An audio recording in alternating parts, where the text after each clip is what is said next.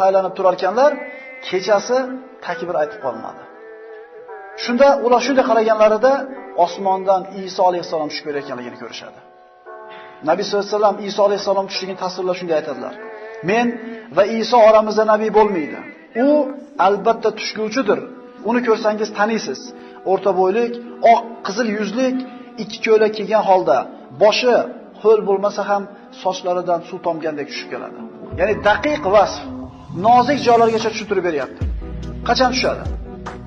Musulmonlar Damashqdagi hollarida. Mana aytdik, hadisda Dajjal bilan birga Yahudiylardan 70 mingtasi ergashadi deb aytdik. Bular mana shunday jangga tayyorgarlik ko'rib turgan paytda osmondan tushib keladi. Sahih hadislarda keladi.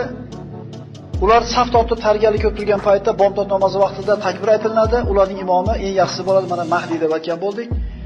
Qiyomat qoyim